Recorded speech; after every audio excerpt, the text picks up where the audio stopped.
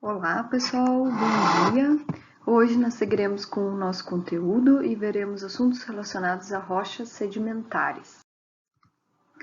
Continuamos no capítulo 5 do livro Para Entender a Terra. A estrutura da aula inclui uma breve introdução, siliciclásticos de grãos grossos, como cascalhos e conglomerados, siliciclásticos de grãos médios, areia e arenitos, tamanho e forma das areias, mineralogia das areias, siliciclásticos de grãos finos e classificação de sedimentos e rochas sedimentares químicas e biológicas. Como nós vimos até aqui, os sedimentos que vão formar as rochas sedimentares, eles são formados, principalmente os siliciclásticos, através de processos superficiais, como intemperismo, erosão e transporte, e eles se depositam em bacias sedimentares, onde eles são progressivamente soterrados e passam por processos de diagênese, que incluem a litificação, né? Vão transformar esses sedimentos, que era material particulado, em rochas sedimentares.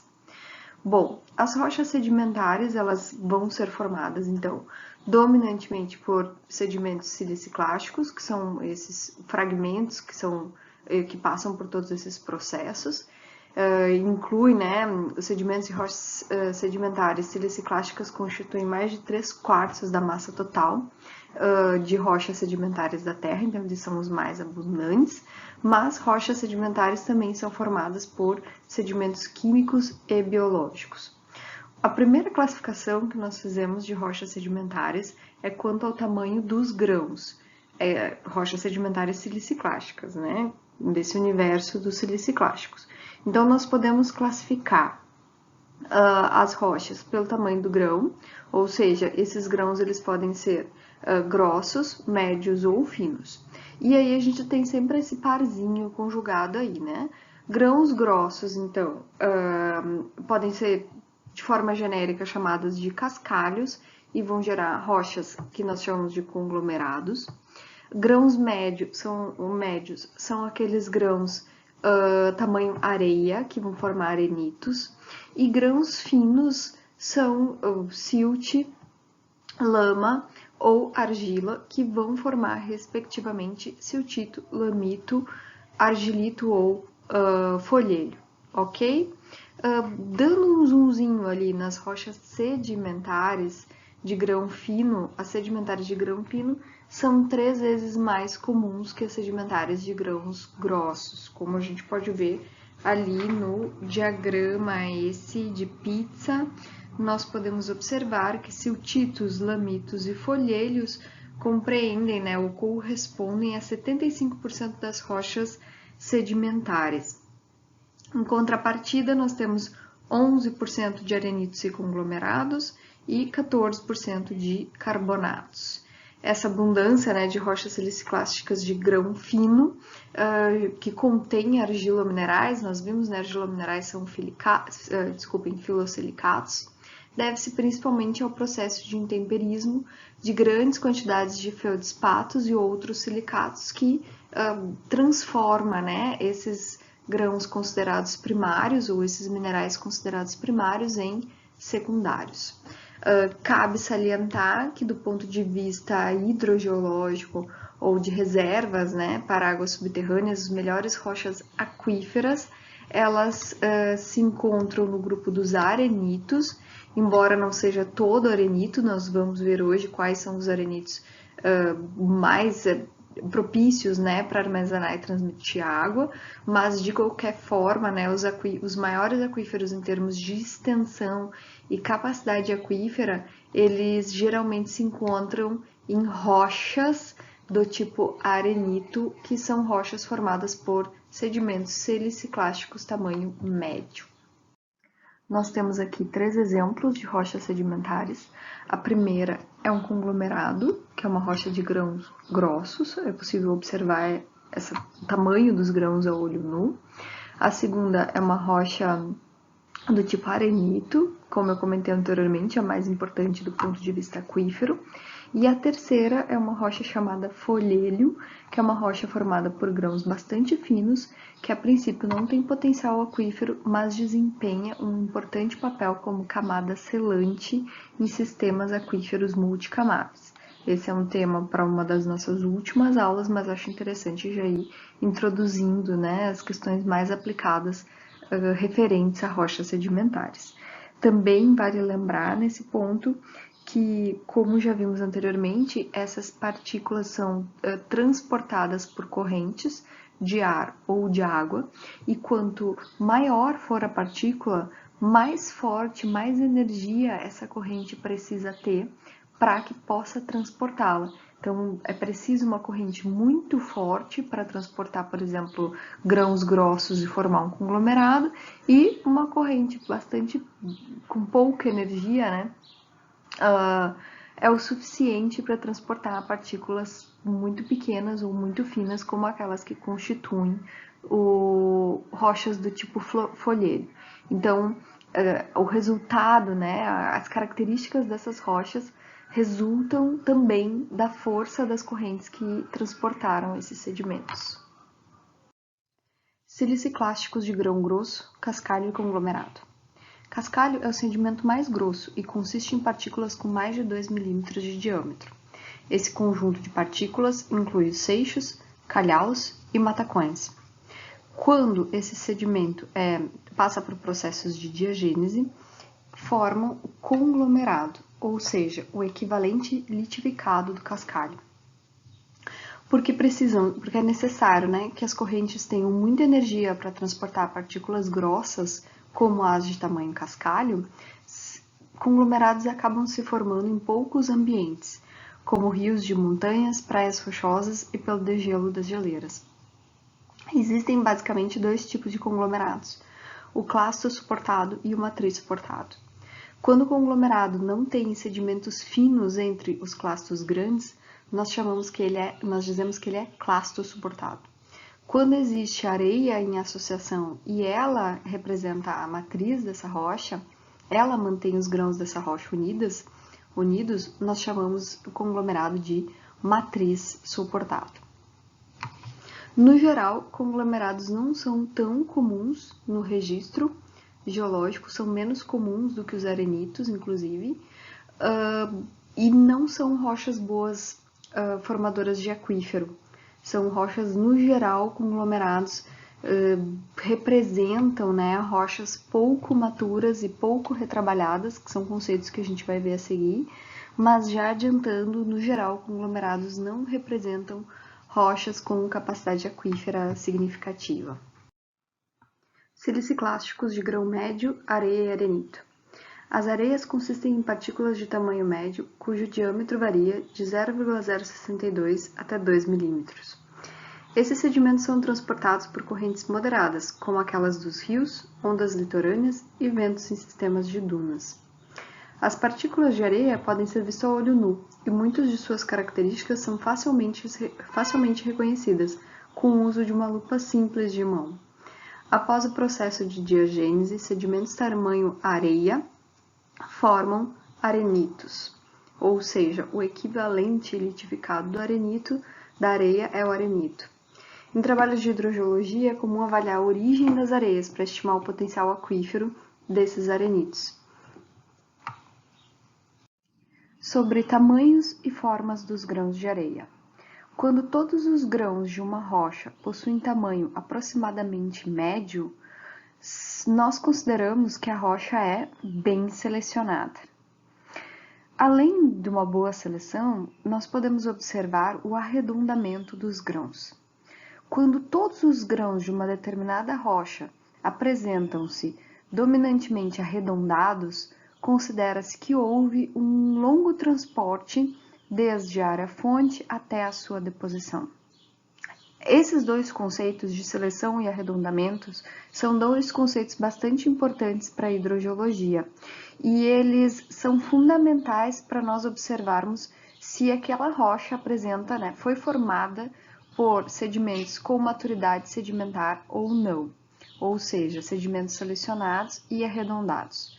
Quando nós temos sedimentos selecionados, ou mais ou menos com o mesmo tamanho, e arredondados, nós temos rochas com maior porosidade, o que permite maior armazenamento e circulação de água em aquíferos granulares hospedados em rochas sedimentares. Então, é sempre desejável para que a rocha, tenha uma excelente capacidade aquífera, que os grãos tenham aproximadamente o mesmo tamanho e que eles sejam os mais esféricos possível, para que haja, né, porosidade, interstícios entre os grãos que possam ser preenchidos por água. Então, são termos que são retomados na disciplina de hidrogeologia e que são importantes aí para o trabalho do engenheiro hídrico. Além dos aspectos texturais que nós observamos no slide anterior, os arenitos podem ser classificados quanto à sua mineralogia. Existem 4 tipos de arenitos principais, claro, existem muitos outros, mas esses aqui são os principais. 4 tipos de arenitos que podem ser determinados de acordo com os seus constituintes minerais. O primeiro deles, está mencionado aqui no slide, é um quartzo arenito. Ele é constituído quase que inteiramente por grãos de quartzo, ou seja, muito bem selecionado, ou geralmente bem selecionados, e bem arredondados. Eu tenho uma mineralogia só, o tamanho dos grãos é medianos, e esses grãos são arredondados em função do transporte. Essa areia de puro quartzo resulta, então, de extensos processos de intemperismo que ocorrem desde a área-fonte, durante o processo e até a sua deposição. Esse intemperismo retira tudo, ele dissolve, os minerais instáveis e faz com que realmente só o quartzo que é estável, acabe se concentrando e depositando para virar uma rocha que se chama quartzo arenito. Então, essa aqui, do ponto de vista hidrogeológico, do ponto de vista aquífero, os quartzo arenitos são, sem dúvida, os mais interessantes e vão representar aquelas rochas com maior potencial aquífero. Nós temos ainda arenitos arcosianos ou arcósios, que contêm mais de 25% de feldspatos. Então, os feldspatos, eles são minerais instáveis, também tendem a se dissolver durante o intemperismo químico, e por ser rico, pelos arenitos arcósios conterem um percentual significativo de feldspatos, significa que o tempo de transporte provavelmente foi menor do que aquele tempo de transporte encontrado em rochas, por exemplo, como o quartzo arenito. Os grãos, eles tendem a ser mal arredondados e menos selecionados, nós temos uma variedade maior de formas e tamanhos, e ele pode ser originado muitas vezes em terrenos graníticos e metamórficos que foram rapidamente erodidos e onde o intemperismo químico foi subordinado ao físico. Ou seja, não houve a decomposição desses feldspatos. E do ponto de vista hidrogeológico, os quartzo arenitos, então, mais uma vez, são mais interessantes do que os arcósios. Existem ainda os arenitos líticos e as gravacas, geralmente rochas pouco aquíferas para esses dois, Os arenitos líticos contêm muitos fragmentos de derivados de rocha de textura fina, predominantemente folhelhos, rochas vulcânicas e rochas metamórficas de grão fino, que nós vamos conhecer na aula a seguir. E grauvaca é uma rocha bem mais rara do que, por exemplo, arenitos arcósios e quartzo arenitos, ela é bem menos comum. E é uma mistura heterogênea de fragmentos rochosos, grandes e angulares de quartzo e feldspato, ok? Também por serem fragmentos rochosos e grandes grãos de quartzo e feldspato, colados por uma matriz argilosa, é uma rocha que tem muito pouco espaço entre os grãos, muito pouco espaço intersticial, e representa ali uma rocha com pouquíssimo potencial aquífero. Nós temos aqui então a ilustração desses arenitos quanto à mineralogia. Nossa primeira unidade pode ser representada aqui pelos quartzo arenitos, que basicamente puro quartzo. Notem que a representação é de constituintes todos da mesma cor, e bastante com um grau de arredondamento bastante elevado. Então, sem dúvida, né, esse exemplo do diagrama pode ser descrito como um quartzo arenito com maturidade sedimentar, alto grau de arredondamento e seleção. Nós temos os arenitos arcósios, que são ricos em feldspato, até 25% de feldspatos. Notem que há uma variação no tamanho de grão mais significativa. Nós temos grãos pequenos, grãos grandes e grãos com pouco arredondamento, né? Muito pouco arredondados. Então, essa aqui certamente é uma rocha que apresenta uma menor maturidade sedimentar e, consequentemente, é uma rocha com menos potencial aquífero, mas ainda pode armazenar e transmitir quantidades significativas nos espaços intersticiais residuais dessa trama. O arenito lítico, então, também ele é caracterizado, né, por ser uma rocha rica em fragmentos de outras rochas. Isso faz com que, obviamente, ela seja mal selecionada, ou seja, tem fragmentos de vários tamanhos, e esses fragmentos apresentam aí um grau baixo, né, de arredondamento. É considerado uma rocha ainda menos matura e menos propícia para armazenamento e transmissão de água. E por fim, as grauwackas, na verdade, né, são rochas do tipo grauwacka, que são rochas sedimentares cujos espaços entre os grãos são completamente preenchidos por uma matriz, ou seja, a porosidade é praticamente nula. Então, são rochas que não têm potencial aquífero, né? Basicamente nenhum. E aqui no exemplo a gente pode também observar, ou nós podemos observar, desculpem, alguns ambientes de sedimentação onde essas rochas podem acontecer. Então, quartzos maturos, né, depósito, né, de sedimentos maturos ricos em quartzo são muito comuns em areias de praia. Quando nós observamos a areia da praia, quando nós pegamos aquela areia bem homogênea, por exemplo, nós estamos vendo sedimentos que, após a diagênese, se transformarão em quartzo-arenitos. É excelente, um excelente ambiente de sedimentação. Outro ambiente de sedimentação que propicia a formação de quartzo-arenitos, além dos cordões litorâneos, são dunas, grandes desertos e dunas, né? São sedimentos que são transportados pelas correntes de vento, e também são propícios para a formação de quartzo-arenitos. Arenitos arcósios podem se depositar facilmente em ambientes aluviais, que também são sedimentos fluviais, com menores tempos de transporte, né? Ao longo de um rio, nós podemos encontrar sedimentos arcosianos ricos em feldspatos que gerarão, então, após a diagênese, arenitos feldspáticos ou arcósios.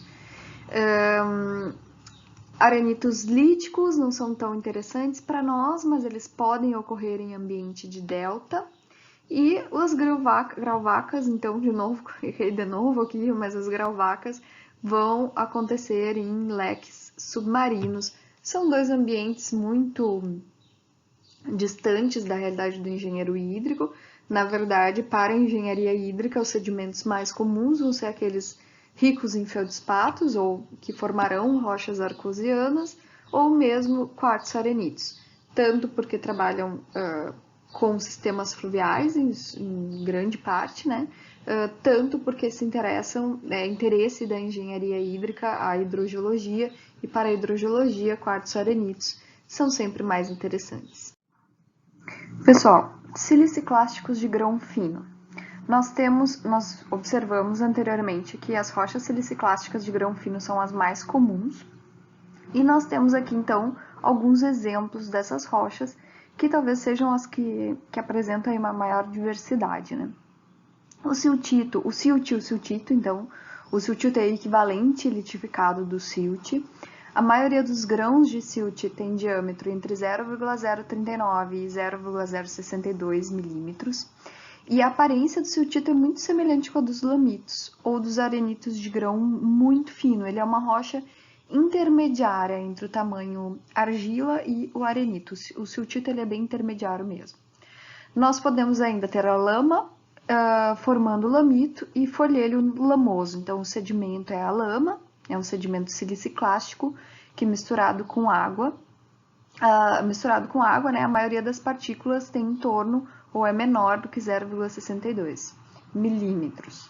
A lama ela pode ser constituída por sedimento de tamanho silt ou argila, ou por diversas proporções entre ambos, né? Tanto o sedimento silt, que é um pouquinho maior, e o argila, que é o menor sedimento que nós temos. As lamas, o ambiente de sedimentação, né, dessas lamas, elas podem acontecer em rios ou em zonas de maré. E dependendo da composição da lama, nós vamos ter lamitos ou folhelhos rochosos.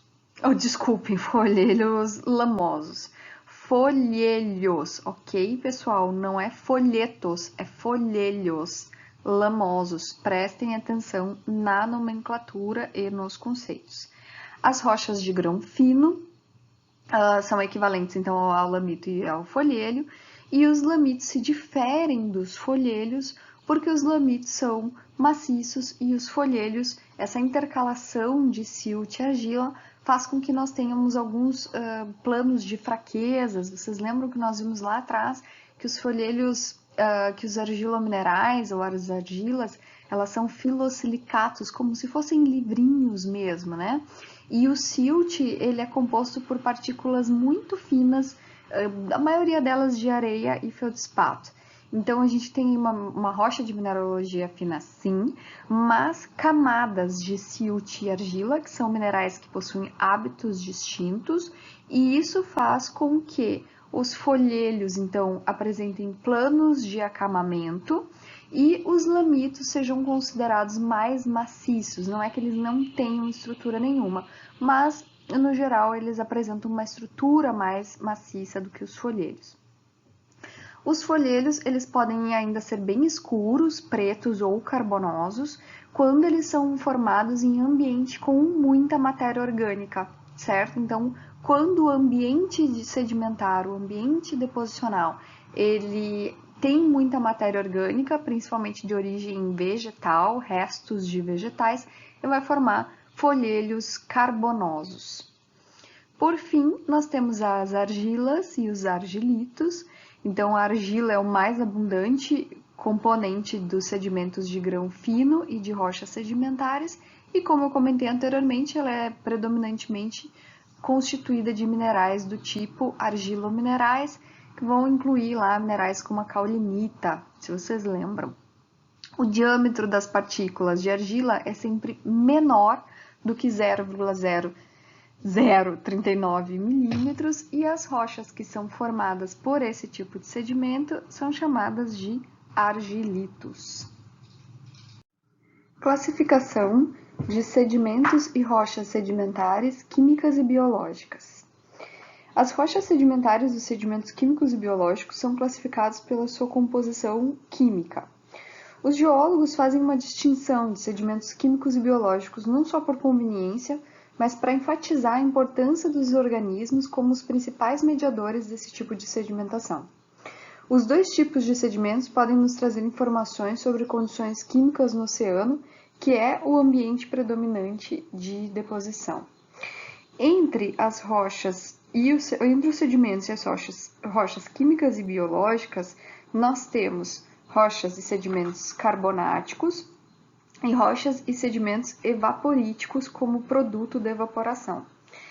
Como nós estamos aqui num curso de engenharia hídrica, nós trataremos dominantemente das rochas e sedimentos carbonáticos, que vão formar aquíferos kársticos, que são aquíferos importantes em termos de prospecção e gerenciamento de águas subterrâneas. Os evaporitos são um tipo de rocha formada por sedimentos químicos. Quem tiver interesse em saber como os evaporitos se formam, pode acessar essa informação no Para Entender a Terra, na página 142, mas aqui na nossa disciplina nós daremos ênfase apenas para rochas e sedimentos carbonáticos. A maioria das rochas carbonáticas e dos sedimentos carbonáticos formam-se da acumulação e litificação de minerais carbonáticos precipitada, direta ou indiretamente por organismos. O mineral mais abundante, mais comum dos minerais carbonáticos é a calcita. Lembrem que nós estudamos, né, os carbonatos lá na nossa aula de minerais. E subordinadamente, principalmente em sedimentos carbonosos, ocorre a aragonita, uma forma menos estável de carbonato de cálcio. Alguns organismos precipitam calcita, outros aragonita e outros ainda ambos precipitam tanto calcita como aragonita. Durante o soterramento e a diagênese, os sedimentos carbonáticos reagem com a água para formar um novo conjunto de minerais carbonatados ou carbonáticos. A rocha sedimentar biológica litificada a partir de sedimentos carbonáticos, o mais comum é o calcário. É o calcário que vai dar origem, basicamente, a maioria das rochas que dão origem a aquíferos kársticos são calcários. E o calcário é composto principalmente por calcita.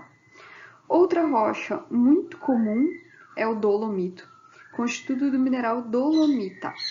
A diferença entre o calcário e o dolomito é que a dolomita é um composto de carbonato de cálcio e magnésio, e a calcita é um carbonato de cálcio. Os dolomitos são sedimentos carbonáticos e calcários diageneticamente modificados. Lembrem lá dos processos da diagênese. Ou seja, o mineral dolomita ele não pode ser precipitado a partir de um mineral. Nenhum animal secreta diretamente um mineral dolomita, ok? Ele vai se formar pela troca de íons entre a água do mar, rica em íons de magnésio, e uma carapaça ou uma calcita, ou seja, né, com a própria calcita. Então a água vai fluir lentamente, uma água rica em íons de magnésio, vai fluir lentamente através dos poros de uma rocha composta por calcita e vai haver troca de íons, né? O íon de cálcio vai sair, o de magnésio vai entrar e nós teremos então a conversão de carbonato de cálcio para carbonato de magnésio ou dolomita. As rochas carbonáticas, elas podem se formar basicamente de duas formas. A forma principal é a precipitação biológica direta, como nós vimos, através principalmente de animais, né, que secretam carbonato de cálcio, ou precipitação biológica indireta de sedimentos carbonáticos. Rochas e sedimentos carbonáticos formados por precipitação biológica direta. Então, como é que esses sedimentos carbonáticos são formados inicialmente? Esses sedimentos carbonáticos eles são formados inicialmente por organismos que têm a capacidade de converter o carbonato e o cálcio dissolvidos na água do mar em carapaças calcárias ou conchas. Então, esses sedimentos foram originalmente secretados como conchas por esses organismos que podem viver próximos da superfície ou nos fundos oceânicos. Essas conchas podem ser conchas propriamente ditas ou esqueletos de forameríferos e ainda outros organismos plantônicos que vivem na superfície. Após a morte dos organismos, essas conchas e os esqueletos se quebram, produzindo fragmentos que constituem as partículas clásticas de sedimentos carbonáticos. Esses sedimentos normalmente são encontrados em ambientes tropicais e subtropicais, onde esses organismos se desenvolvem com mais facilidade. Um exemplo de precipitação biológica direta pode ser observado nos recifes.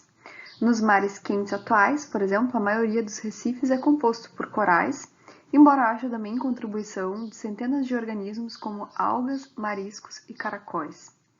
O recife é essa estrutura de calcita sólida e aragonita rígida, que resiste, né, às ondas e é construído um pouco acima do mar.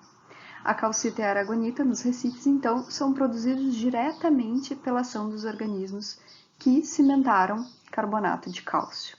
É interessante ressaltar que nós temos rochas carbonáticas que são formadas no tempo geológico, que são rochas realmente antigas, e que essas rochas, elas nos dão uma indicação muito importante de como era esse paleoambiente e de quais animais viviam em quais condições ambientais no tempo passado. Né? Então, nós temos rochas carbonáticas sendo formadas atualmente, por exemplo, nos mares rasos e quentes do nosso planeta, nessa configuração atual, mas nós também temos registros dos mares e dos animais que foram formados no passado através dessas rochas.